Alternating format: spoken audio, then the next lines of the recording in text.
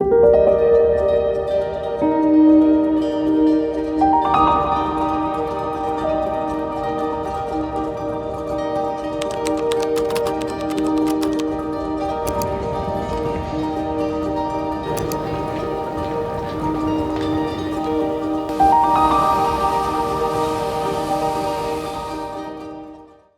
an airport visit begins as an ordinary day, often a day filled with the special memories of having met relatives on holiday, or those from experiencing the rich spiritual sanctity and identity of a country like India.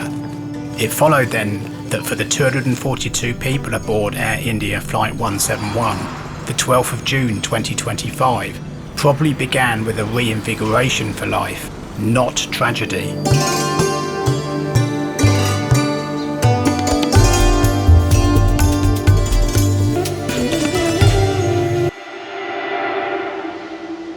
They were about to settle down with positive thoughts for a flight that would last around 10 hours.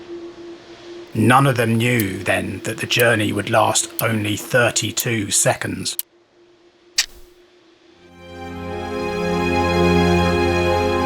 It's first important to say beyond anything else that this incident involves significant loss of life, with 241 people on board killed and 19 on the ground. Sadly, one of those who's believed to have lost his life is Fingal Greenlaw-Meek. Fingal appeared on This Morning twice this year. This story is told minded of the utmost of respect and sympathy for the victims and their families. Goodbye, India. Miraculously, one survivor, Vishwash Kumar Ramesh, walked out of the wreckage into the Indian heat like a Schwarzenegger-esque action hero. Air India 171 involved a Boeing 787 Dreamliner travelling from the Indian city in Gujarat, pronounced Ahmedabad, to London Gatwick in West Sussex in the UK. The aircraft only managed to get up to around 400 feet in height. Before the advent of the final report, this accident has generated much conjecture, speculation and conspiracy theories online, but this film concentrates on the facts. Boeing took massive criticism and financial penalties for the 737 MAX crashes and a plagued MCAS system. But how much did other incidents involving 787 fuel switches play a part in this one, and where is Boeing's reputation now? Before we animate the takeoff chain of events known at the time of the preliminary report, let's digest an animation of how the fuel control switches are normally operated.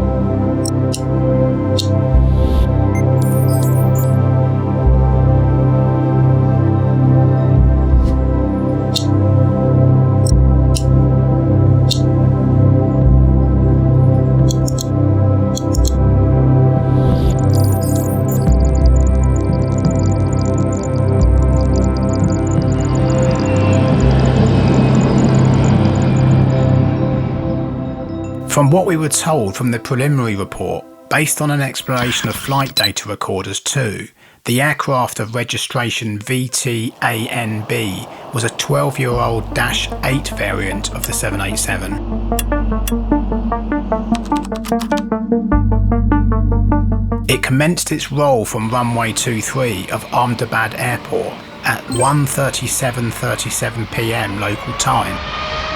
Proceeding down the runway, it reached its V1 or takeoff committal speed of 153 knots at 1:38:33, some 56 seconds later.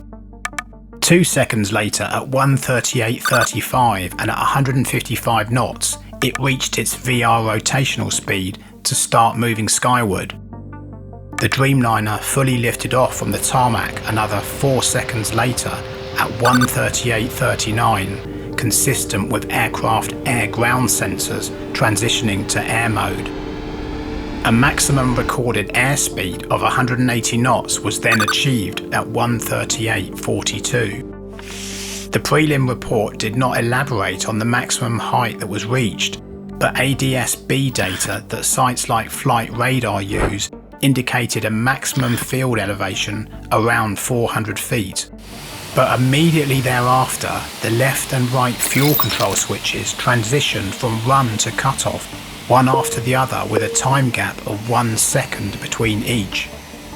Quite literally, fueling controversy as to whether this was a act by one of the pilots. Interestingly, at the time of the preliminary report, elaboration wasn't given to whether this was a physical pilot movement or erroneous issue with the aircraft's flight systems. Implying he was referring to the fuel switches, from the cockpit voice recording, one of the pilots is heard asking the other, "Why did you cut off?" In response, the other pilot said, "I didn't do so." The RAT, or Ram Air Turbine, a windmilling turbine used to generate electrical and hydraulic power, deployed during the initial climb as seen from airport CCTV2.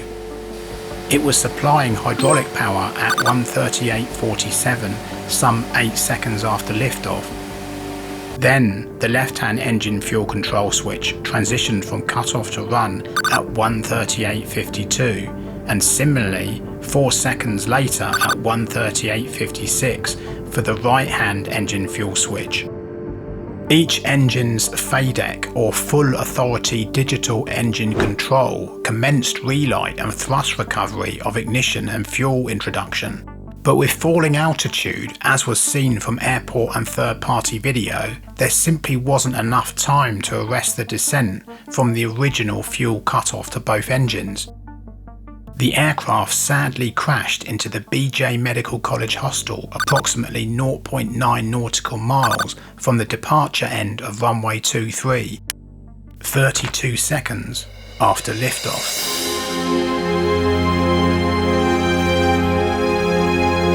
After Air India Flight 171 crashed, speculation began almost immediately. One of the earliest theories centered on takeoff flap configuration, after low-resolution footage appeared to suggest that lifting takeoff flap had not been set correctly. But a month later, the preliminary report refuted that interpretation. As discussion shifted, attention moved towards a far more contentious and sinister theory: pilot murder-suicide. But that theory emerged from interpretations of an incomplete picture, not from established findings. Some observers treated the wording of the prelim report as more definitive than it was. For example, references to switches transitioning were interpreted by some as meaning physical pilot movement, to reiterate, despite the report not defining the term and no such meaning being established at that stage.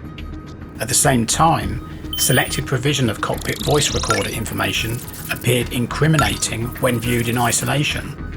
Also, some media discounted alternative explanations, despite the Indian Aircraft Accident Investigation Bureau, or AAIB, confirming investigations are still ongoing. But understanding human psychology helps explain why speculation spreads easily. Studies have shown that using agentive language and the use of active intention verbs for tasks makes audiences more likely to assign responsibility. So, describing an event in human terms, people instinctively search for a motive, but describe the same event as an electromechanical sequence, and that instinct becomes much weaker. This is actually the graph. This tendency overlaps with the Dunning-Kruger effect. In 1999, psychologist Dunning and Kruger coined this concept after their own study, which described that people can overestimate perceived ability against reality, especially if with limited expertise. It helps explain how experts can fall foul of such overconfidence, though less so than lay people. But this also helps explain why online discussions can quickly fill with certainty long before investigators reach conclusions. More recently, speculation has focused on whether the rat should have deployed automatically and what that might imply about engine or electrical status. From the preliminary report findings, we do know these additional details. Fuel contamination has not been identified. There is no indication of pilot alcohol intoxication. The fuel switches were reportedly found in the run position at the crash site, and a complete cockpit voice recording does exist. There is also witness accounts from Mr. Ramesh describing lights flickering on board during takeoff.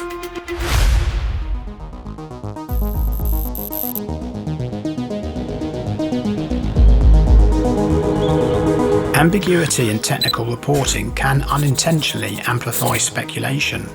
Studies have shown that this conceals system factors and makes an audience more inclined to believe in human error.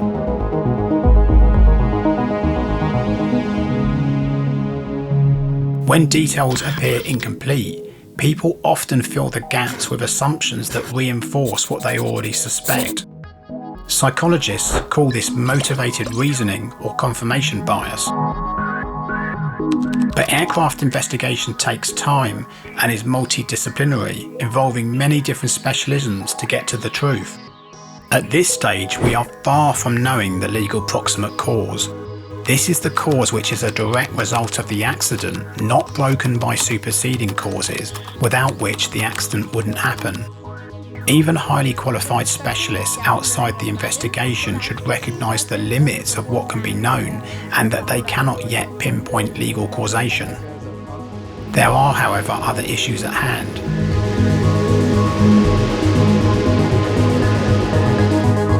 A 2018 FAA Safety Advisory Bulletin related to the locking feature of the fuel switches. According to this advisory, if the locking feature was not engaged, switches could be moved from run to cutoff without moving them up first. But we do not know the specific mechanics of this, whether it played any role in AI-171, or if the previous fuel switch incidents are relevant too. Separately, India's Safety Matters Foundation, led by Captain Amit Singh, has proposed an alternative hypothesis involving electrical failure. Their argument indicates the rat deployed 2.5 seconds before the fuel switches transitioned to cutoff, which they argue could imply an electrical sequence rather than deliberate action. Also, they pursued an action to India's Supreme Court with the father of the flight's captain. The intent has been to seek disclosure of flight data and to posthumously protect pilot reputation against speculation stemming from the preliminary report. One interpretation of uncertainty is that information is being hidden, leading to mistrust. A factually ill-defined report deliberately hiding facts, perhaps protecting the airline or aircraft manufacturer. Another interpretation is much simpler. Investigations are complex. Preliminary reports are, by their very nature, incomplete, and technical writing is often imperfect.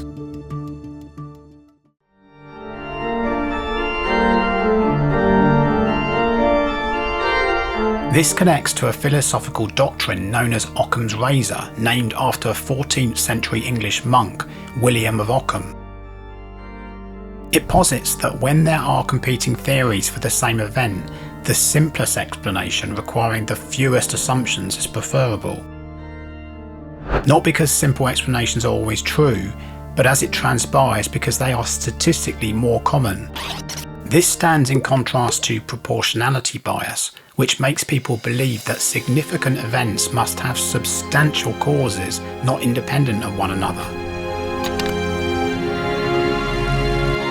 History shows that people often resist ordinary explanations for extraordinary outcomes, but until a final report is produced and scrutinised, we do not know whether this accident will ultimately prove simpler than current theories or more complicated than any of them.